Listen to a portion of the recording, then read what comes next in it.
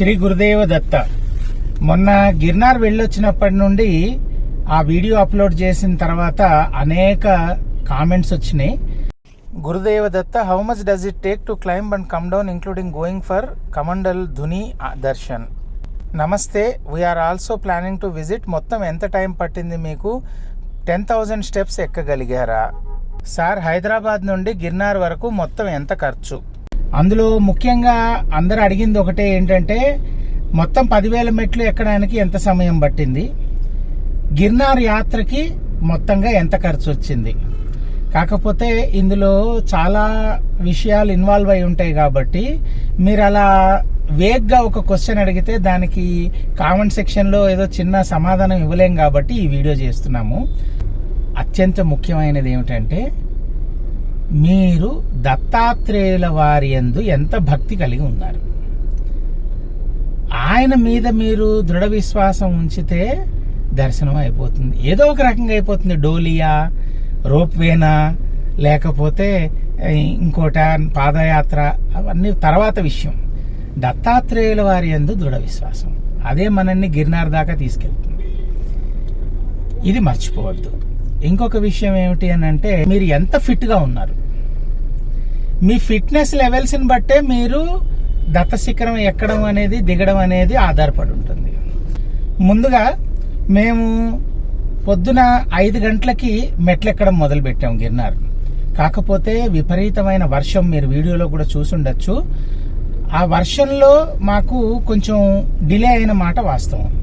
లేకపోతే గిర్నార్ కింద 5 గంటలకి మేము బయలుదేరితే 11 గంటలకల్లా మేము దత్త శిఖరం చేరుకోవాలి. కానీ మేము 12ంటికి అంబాజీ మాత చేరుకున్నాం.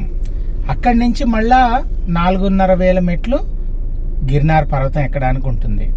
మళ్ళీ అక్కడి నుండి మీరు 1,500 మెట్లు కిందికి దిగొచ్చి 2 ఆర్చులు చూపించాను కదా, ఆ ఆర్చ్లో మీరు రైట్ సైడ్ దాంట్లోకి వెళ్ళిపోతే కిందకి 350 మెట్లు కమండల్ కుండ్.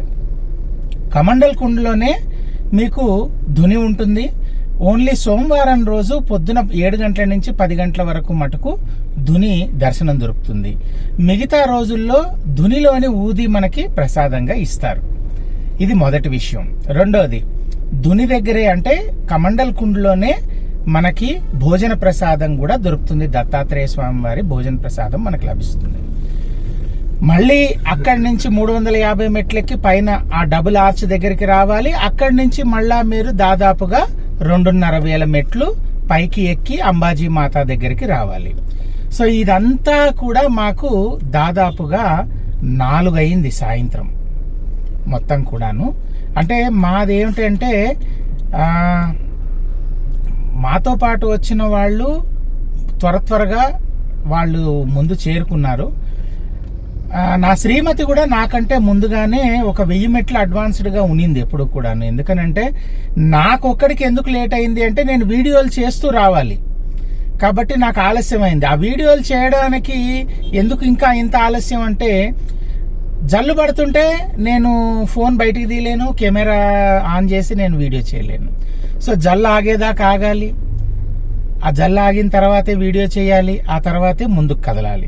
మరి నాది 2023 వీడియో ఉంది, కానీ 2023లో మేము అంబాజీ మాతా దాకా రోప్వేలో వెళ్ళి అక్కడి నుంచి పాదయాత్ర చేశాం కాబట్టి, కింది నుంచి పాదయాత్ర చేసిన వీడియో లేదు కాబట్టి దాని వివరాలు మీ అందరికీ అందజేయాలి కాబట్టి నాకు కొంచెం ఆలస్యమైన మాట వాస్తవమే. వీళ్ళందరూ కూడా నా కోసం వెయిట్ చేసి రిటర్న్లో నాతో పాటు కిందికి దిగారు కాబట్టి వాళ్ళకు కూడా కొద్దిగా ఆలస్యమైంది. కానీ వాళ్ళందరూ ముందే దర్శనం చేసుకున్నారు దత్తపాదుకలు, అలాగే కమండల్ కుండ్లో తీర్థప్రసాదాలు కూడా తీసుకున్నారు. ఇది విషయం. అంటే వర్షం లేకపోతే మా లెక్క ప్రకారంగా 5 గంటలకు గనక మీరు తెల్లవారుజామున మొదలు పెడితే 11ంటికి మీరు ఎట్టి పరిస్థితుల్లో మ్యాక్సిమం 12 లోపలే దత్త శిఖరం చేరుకుంటారు, 10,000 మెట్లును. ఇంకా అక్కడి నుంచి దిగడం ఉంటుంది దాదాపుగా ఒక 1,500-2,000 మెట్ల దాకా. ఆ తర్వాత కమండల్ కుండ్ చేరుకుంటారు. ఆ 350 దిగడం, 350 ఎక్కడం, మళ్ళీ ఆ తర్వాత మొత్తం అసెంటే, మళ్ళీ ఎక్కడమే, మొత్తం కూడాను ఎక్కడమే. 2,500 మెట్లు పైన మొత్తం మెట్లు ఎక్కాల్సిందే. మీరు ఎక్కితే కానీ మళ్ళీ అంబాజీ మాతా మందిర్ దాకా చేరుకోరు. అక్కడే రోప్ వే ఉంటుంది. ఇంతకుముందు వీడియోలో కూడా చూపించాను. ఒకవేళ మీకు అనుమానం ఉంటే వీడియోకి వెళ్ళి మళ్ళీ మీరు చూడవచ్చు. 2 వీడియోలు ఉన్నాయి. 2023 వీడియో ఉంది, 2025 వీడియో కూడా ఉంది. ఇది బేసిక్గా మెట్లు ఎక్కే దాని గురించి. మీరు ఎలా చూసుకున్నా కూడా మొత్తం 10,000 మెట్లు ఎక్కాలి అని అనుకుంటే ఉదయం 5 గంటలకు బయలుదేరితే మళ్ళీ సాయంత్రం 5 గంటలకంతా కిందికి వచ్చేసేస్తారు. రెండవ విషయం, అదే రోప్ వేలో వెళ్తే, రోప్ వేలో మీకు అంబాజీ మాత దాకా 5,500 మెట్లు మీరు స్కిప్ చేసేస్తారు, ఎస్కేప్ అయిపోతారు. మిగిలిన 4,500 మెట్లే మీరు ట్రావెల్. అక్కడి నుంచి మీకు డోలీలు కూడా ఉంటాయి. 5,000 ఇస్తే మిమ్మల్ని డోలీ దత్త శిఖరం తీసుకెళ్తాడు, దర్శనం చేయిస్తాడు, కమండల్ కుండ తీసుకొస్తాడు, దర్శనం చేయించి భోజనం ప్రసాదం తీసుకునేదాకా ఆగుతాడు, మళ్ళీ తీసుకొచ్చి మిమ్మల్ని అంబాజీ మాతా మందిరం దగ్గర దింపేస్తాడు. ఇది మొదటి విషయం. రెండో విషయం, ఒకవేళ మీరు ఓవర్ వెయిట్ అనుకోండి, ఓవర్ వెయిట్ అయితే డోలీ వాళ్ళు కూడా ఆలోచిస్తారు. 5,000 దగ్గర 20,000 కూడా అడుగుతారు. తప్పు లేదు. ఎందుకనంటే వాళ్ళు పడే కష్టం అది మీరు ఇంత అని మీరు డబ్బులు ఇస్తే దాన్ని లెక్క కట్టగలిగింది కాదు అది. ఎందుకంటే ఉన్న 2.5-3 అడుగుల మెట్లలో వచ్చేవాడు పోయేవాడు, అందులో మిమ్మల్ని డోలీ వాళ్ళు మీ భుజాల మీద మిమ్మల్ని ఎత్తుకొని మిమ్మల్ని తీసుకెళ్ళాలి. అది అంత సులువైన విషయం కాదు. గాలి నెట్టేస్తూ ఉంటుంది, వర్షం పడుతూ ఉంటుంది, రకరకాలుగా ఉంటుంది క్లైమేట్. మొన్న వీడియోలో చూశారు కదా, ప్రతి 5 నిమిషాలకి క్లైమేట్ మారిపోతుంది. ఇది ముఖ్యమైన విషయం. ఇంకా బడ్జెట్ విషయానికి వద్దాం. మీరు ట్రైన్లో వెళ్తుంటే, నేను హైదరాబాద్ నుండి రైలు మార్గం మీకు చెప్పాను. ఆ ట్రైన్ టికెట్స్ గురించి నిజంగానే నాకు తెలీదు. మీరు ఐఆర్సిటిసి రిఫర్ చేసుకోండి. హైదరాబాద్ నుండి ఎంత అవుతుంది, లేదా మీరున్న ఊరు నుండి ఎంత అవుతుంది ట్రైన్ టికెట్స్. ట్రైన్ కంఫర్టబుల్ అండి ఎప్పుడైనా కూడా.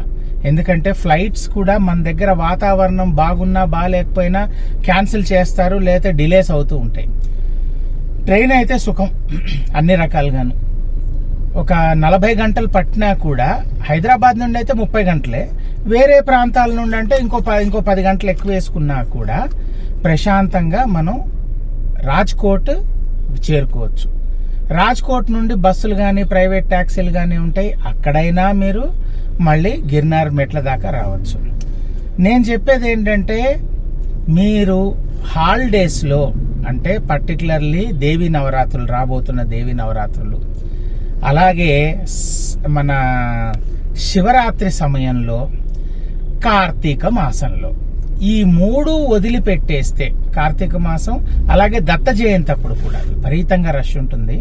కార్తీక మాసం అయితే గిరి పరిక్రమ ఉంటుంది కాబట్టి ఆ 5 రోజులు దాదాపుగా 20 లక్షల మంది వచ్చేసేస్తారు.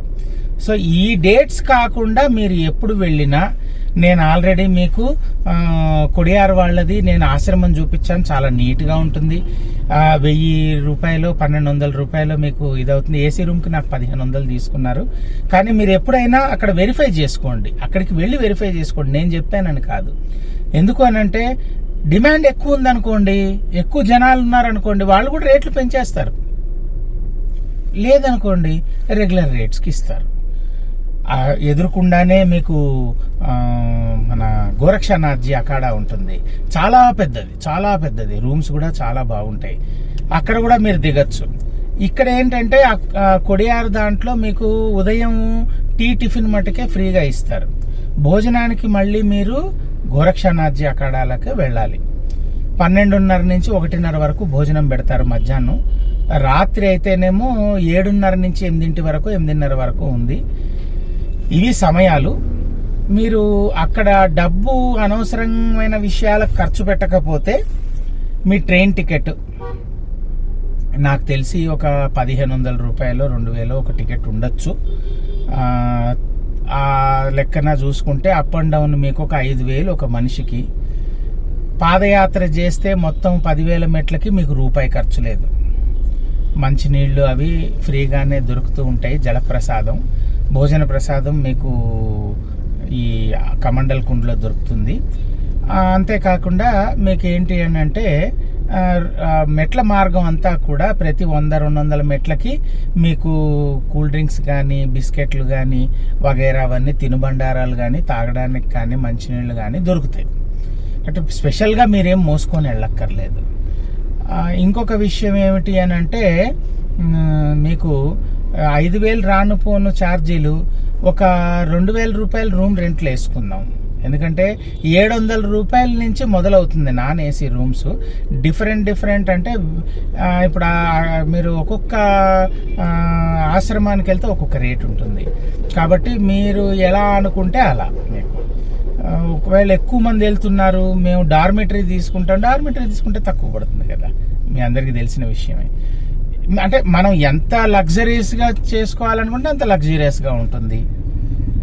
లేదు మినిమం బడ్జెట్లో నేను చేసుకుంటానంటే చేసుకోవచ్చు. ఎందుకంటే 900 రూపాయలు వేసుకోండి. 900 రూపాయలు అప్ అండ్ డౌన్ మీకు అంబాజీ మాత దాకా, అంబాజీ మాత నుంచి రిటర్న్ మన ఉడన్ ఖటోలా అంటే రోప్ వే టికెట్. ఓకే, అదొకటి మీకు ఖర్చు. రెండవది, మీరు డోలీ పెట్టుకుంటే మీరు ఎక్కడి నుంచి డోలీ తీసుకుంటున్నారు అనేది తెలియదు. కాబట్టి ఆ డోలీ తీసుకున్న దాని దగ్గర నుంచి మీ బరువు ఎంత ఉన్నారు, మీరు ఓవర్ వెయిట్ ఉంటే వాడు డెఫినెట్లీ ఎక్కువ క్యాలిక్యులేట్ చేస్తాడు. లేదండి నేను నడుచుకుంటూ వెళ్ళిపోగలను, నేను ఫిట్గా ఉన్నాను, వెళ్ళిపోండి, మీకు రూపాయి ఖర్చు లేదు. మీరు పెట్టే ఖర్చల్లా 30 రూపాయలు ఒక కర్రకి అక్కడ వాడు ఇస్తాడు, 30 రూపాయలు రెంట్, రిటర్న్లో మళ్ళీ వాడికి అక్కడ ఇచ్చేసి వచ్చేయడమే, ఇంకేమీ లేదు. ఆ 30 రూపాయల కర్ర డోలీ పెట్టుకుంటే డోలీ ఖర్చు, ఒక 5,000 రూపాయలు రాను పోను ట్రైన్ టికెట్లు, ఒక 2,000 రూపాయలు మీకు రూము. ఎట్లా చూసుకున్నా కూడా డోలీ ఒక్కటి పక్కకి పెట్టేస్తే 10,000 రూపాయల్లో మీరు గిర్నార్ యాత్ర హ్యాపీగా చేసి రావచ్చు, చాలా సంతోషంగా చేసి రావచ్చు. ఎందుకంటే గిర్నార్ మనకి 2,000 కిలోమీటర్లు దాదాపు హైదరాబాద్ నుండి. ఇంకా ఎక్కడి నుంచో అంటే ఇంకా ఆ దూరాలు కూడా మళ్ళీ క్యాలిక్యులేట్ అవుతాయి. సో మీరు అడిగిన ప్రశ్న ఏమిటి, ఎన్ని గంటలు పడుతుంది? 10 గంటలు పెట్టుకోండి. 10 గంటల్లో కింది నుంచి మొత్తం 10,000 మెట్లు ఎక్కి దిగడానికి.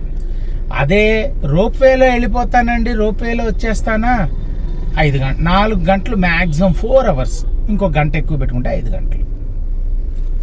ఓకేనా, అది అక్కడికి అయిపోయింది. రెండవది, మీరు ఉడన్ ఖటోలా అంటే రోప్వే ఎక్కితే 900 రూపాయలు రాను పోను. రూమ్ రెంట్ 2 రోజులకు కాను, ఎందుకంటే దిగి వచ్చిన తర్వాత కాస్త రెస్ట్ తీసుకుంటాం మనం, అవన్నీ ఉంటాయి కాబట్టి 2 రోజులకు కాను 2,000. ఓకే, 2,000 అంటే మీకు ఒక రూమ్లో 3 అలౌ చేస్తాడు. మరి ఆ లెక్కను చూసుకుంటే 300 రూపాయలు హెడ్కి పడ్డట్టే రోజుకి. మీరు అవి గుర్తుపెట్టుకోవాలి మళ్ళా.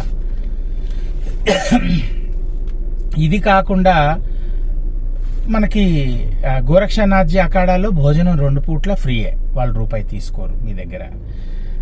ఇంకొకటి ఏంటి, టిఫిన్ పొద్దున వీళ్ళు ఫ్రీగా ఇస్తున్నారు కొడియార్ ఆశ్రమం వాళ్ళు. ఇంకా ఏముందండి మీకు ఖర్చు, రానుపోని ఖర్చులేగా. మీ ఇంటి దగ్గర నుంచి గిర్నార్ చేరుకోవాలి, గిర్నార్ నుంచి మీ ఇంటికి చేరుకోవాలి. అదే నేను ఫ్లైట్లో వెళ్తానండి అన్నారు అనుకోండి, వెళ్ళండి.